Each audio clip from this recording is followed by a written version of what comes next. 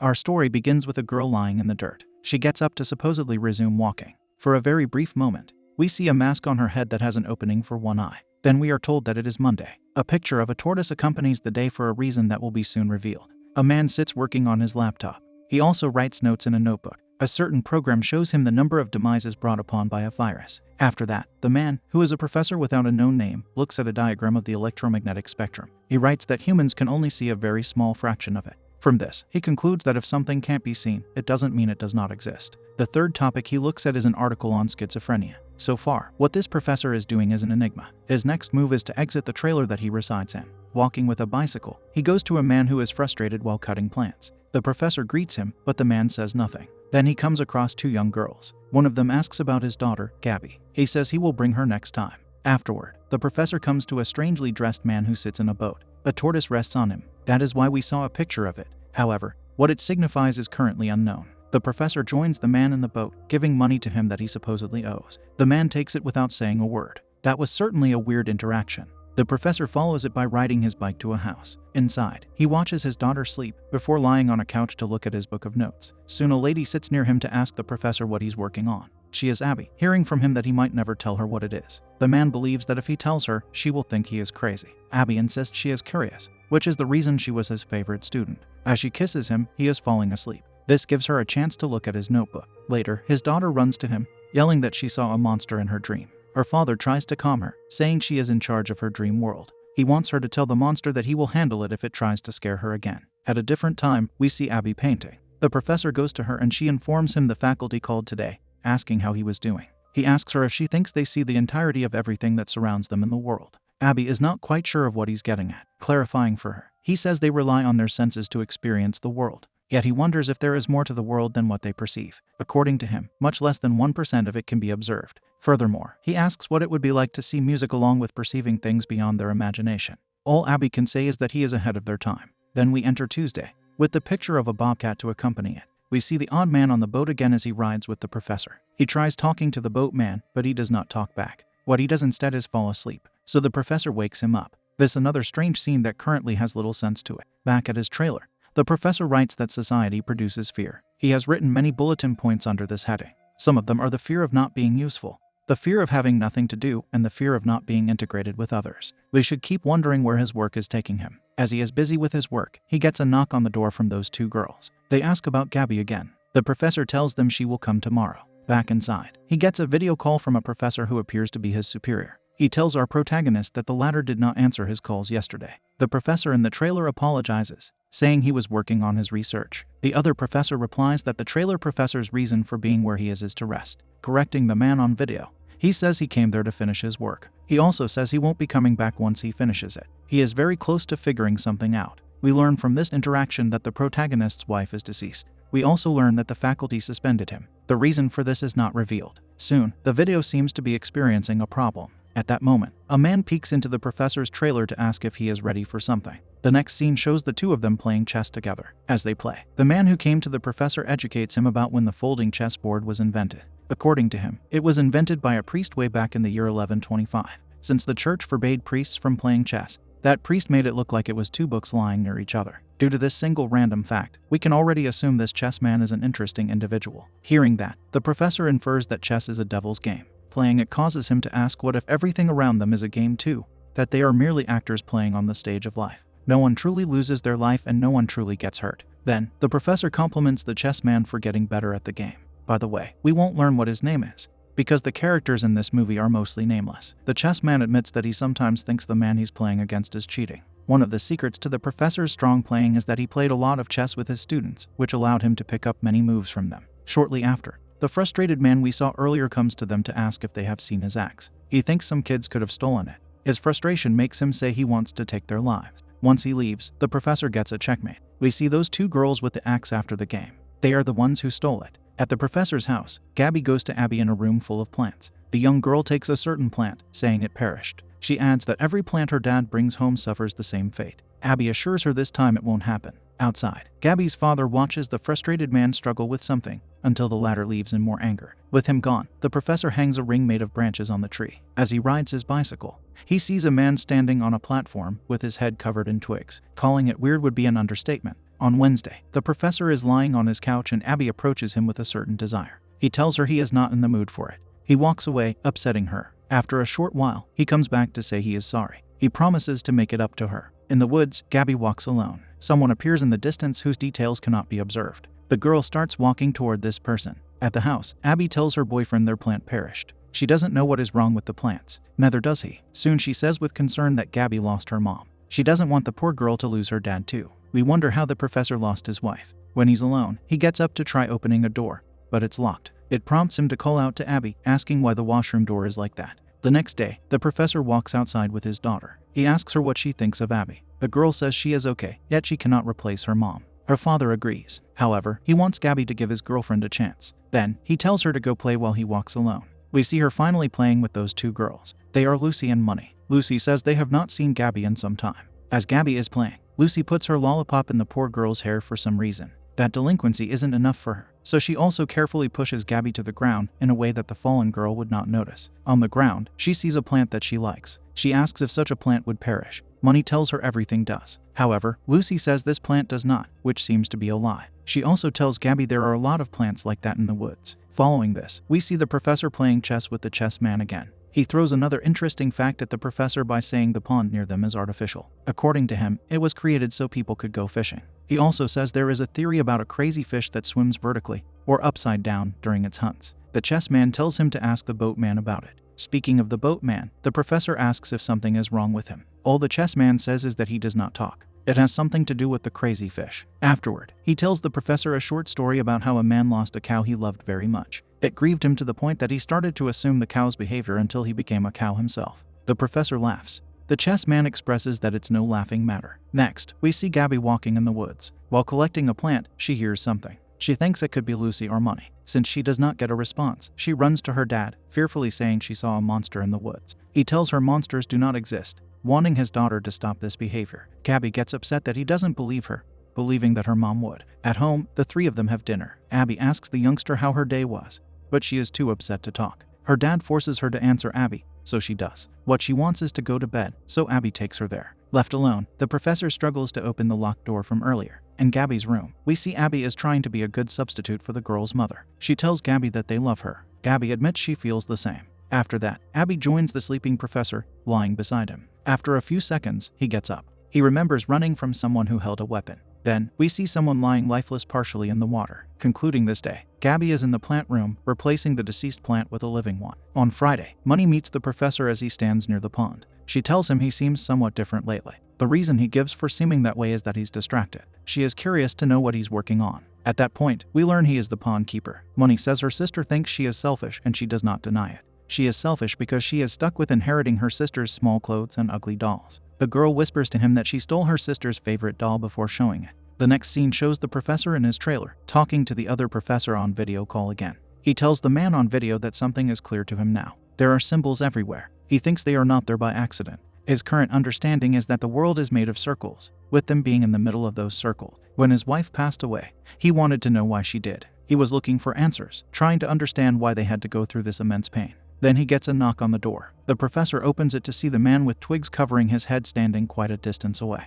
He just looks at the strange man for a few seconds prior to closing the door. At home, the other professor calls Abby on video, telling her he's concerned about something. He asks her if the professor told her about the circle. Since she says he has not, the man on video tells her to check on the professor. Afterward, we see the professor sitting outside with a circular collection of twigs in his hands. Two odd images are also presented to us. The first is of a man standing in the water who has something moving under the skin on his back. The second image shows a man's head tied strangely to a tree. Soon we see the twig-covered man backing away into a shed. It is all very strange. Back at the house, Abby tells Gabby she is going to the university, so the girl will be left alone. As the professor walks outside, he encounters the two girls fighting each other. He runs to them while they run from him. The man witnesses Lucy about to slam Money with a big chunk of wood. Before he can get to them, he gets grabbed by the chess man. Then, the girls are no longer there. The professor learns they are at home. Of course, this confuses him. He thinks he is hallucinating because he is tired. The chess man doesn't care. His mind is mostly concerned with chess because he wants to play it again. Shortly after,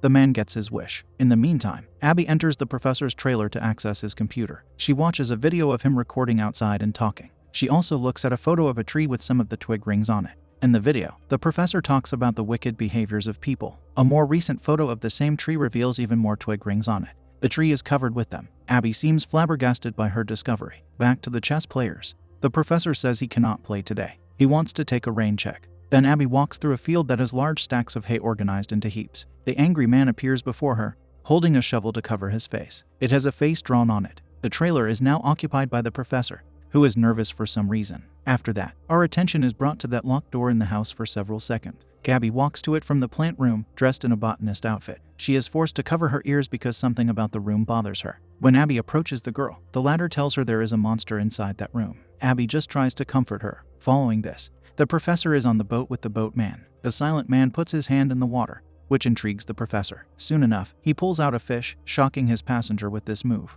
The professor comes home to place that fish on the table near Abby. He says the boatman told him that the fish is running out of time. Interestingly, she's in tune with the nonsense by saying he is right about that particular fish. She also says Gabby is upset. Later, he asks her if she went out today. Abby anxiously says she was home all day. Then he perceives her with blackened eyes, eating the fish raw that he brought. Fortunately, it was his hallucination, though it's hardly fortunate that he experienced it. Afterward, we get more inexplicably odd images. On another day, the professor is outside. He looks up to see dozens of birds flying in a circular motion. He goes to his trailer, only to be surprised by the chess man's presence there. Not only is he there, but he also has access to the trailer. The professor asks him how he got the key along with why he's there. The chess man replies that sometimes in life things just happen. The professor can't agree with that statement. He wants to know what is going on. The chess man mentions he was sitting by the pond, waiting for the professor. At that time, some unspecified people brought him a letter. What's interesting is that there was nothing written there. It came in a small blue envelope addressed to the chess man. He understands it to mean that someone reported the professor. The man who delivered the letter thinks it was the chess man who reported him. He is baffled how the chess man can do something like that if they played chess together every day. The chess man steps on him with his response, saying that maybe the professor should not be playing during working hours. After the chess man tells him to leave, the professor wants him to understand he will never leave his trailer. With that, the chess man threatens to throw him out. He locks himself inside the professor's trailer and the professor can't seem to do anything about it. The man went from harmless and friendly to menacing a matter of minutes. On Sunday, the professor is looking for something in his notebook. While looking at it, he appears to realize something. Then we see the angry man really letting himself go as he slams wood with his hammer. The professor is there to take a certain tool, prompting the angry man to look at him for an uncomfortable amount of time. Shortly after, he goes back to smashing. The man is in his element. At his trailer, the professor uses the tool he took to open the locked door. He enters it to collect some of his papers. In the process of doing that, he gets a call on his laptop from his senior professor. The professor in the trailer tells him it is all clear to him now. Circles are moving toward the center. He says the man on the video is his single hope. He believes that they might be living in hell already. The reason his wife passed away is not because of some murderer. It is because they are living in hell and he has proof of it. The man sends some of his research to the professor on video. After that, he says the people around him went completely mad. With worry, he adds that he was reported. That means certain people will be there any minute. He speaks furiously now, calling everyone crazy, accusing people of trying to steal his life. The professor shares his understanding of what he thinks hell is. It is not people slaying or hating each other. It is that they are not controlling themselves. According to him, their sole hope is understanding this so they can change it. In response, his senior professor tells him that the professor in the trailer always thought he was better than everyone. However, he is not better than his senior. The man has his own strangeness to share. He starts by saying he heard a song in a dream. Once he heard it, he realized the man he's currently talking to was right about the end being near. It gets even weirder, as he warns him not to awaken some unspecified person because he is dreaming. If he wakes up, they will vanish. As the senior professor gets up to put on some more clothes, he talks about how that person dreams of the world and the world dreams of him. It is all very dreamlike, the way it is delivered, but ominous at the same time. Walking away, the professor on video no longer carries with him the tone of a professor. He has now transitioned into the role of a prophet. He opens a door to jump out somewhere. The professor suffers as he watches him do it. Very creepily, the two girls are behind the window, watching the professor while wearing wicked smiles. At home, Gabby goes to Abby, who is pouring water from a kettle onto the table. She is doing it with her head lying on the table. It is another bizarre and baffling moment. Then, the professor rushes out of the trailer to start riding his bike. We see the two girls holding hands as they spin, while repeating in unison the sinister words of the senior professor regarding not awakening the one who dreams. Near them, huge symbols form in the sand. Eventually, the professor arrives at his house. He looks at the many paintings that occupy a room, thinking they must have been done by Abby. Looking inside the plant room, the professor sees all the plants have withered. Afterward, he opens the door that was locked for a long time. There is a duck in the toilet, and a baby goat near it. Their presence there is as baffling as many of the happenings we have observed. Outside, the professor yells out to his daughter. He comes across a chessboard and sees one fallen chess piece on it, which is the king. There is also a trail there that the professor follows. The next scene has all three girls, including Gabby, walking with bags over their heads. Suddenly, Gabby decides to run away. The other two stop walking to look back. They see Gabby has abandoned them. Following this, the professor finds Abby. He asks her where his daughter is. She says he doesn't care where she is. Of course, this response confuses the man. Abby also says his daughter became scared of him and she might not even love him anymore. For some reason, the lady has become vile, telling her boyfriend that he never cared about Gabby or his wife. The professor can no longer listen to these lies. He declares his love for his family, adding how he would do everything to have it returned to him. Then, the two girls find Gabby's bag on a haystack. They slam it with sticks. Once they are elsewhere, the professor meets them, asking if they have seen Gabby. Chillingly, they address him as Gabby, asking him in unison to play with them. This insanity makes him run away in fear. We see Gabby arriving somewhere, seeing Lucy's and Munna's outfits lying on the ground. Instead of them being filled by the girls, the outfits are filled with straw. Perhaps this means they are fake. Everyone is fake. But at this point, there is still too much uncertainty regarding what anything means. Eventually, the girl sits in a boat where her dad soon meets her. He turns around to find most of the members of the place standing behind him. He tells Gabby he wants her to know how much he loves her. He also wants her to face her fears. The man hands her his notebook before pushing the boat into the water. The last thing he tells her is that he's sorry for everything. After Sunday, the final day is none other than Christmas. The professor is seen wearing a different outfit. We don't see him, but we hear the chess man informing our hero that checkmate means the king is deceased. The professor says they all made him. We see he's in a very different place now that looks like it could be a psychiatric hospital. However, it's uncertain if that's truly what it is. The chess man kneels for us to see there is another chessboard between them. The professor tells him he's not crazy, even if the chess man wants him to be. The chess man responds, pointing out that they don't know that despite everything being different, the man has not changed. Furthermore, all he wants is to play a game of chess. Then, the chess man laughs. He tells the professor that all you humans think the same thing. His use of the word "you" indicates he isn't human. However, he adds that they are somewhat human, though not in every story. We find out it was the chess man's brother who wanted the professor's research. He also reveals that his brother did not like that the professor found out about them. After that, we see the twig-covered man sitting somewhere. The professor asks the chess man what this mysterious individual wants. The answer he gets reveals that the professor created hell by believing in it. Now it's the perfect time for the devil to come.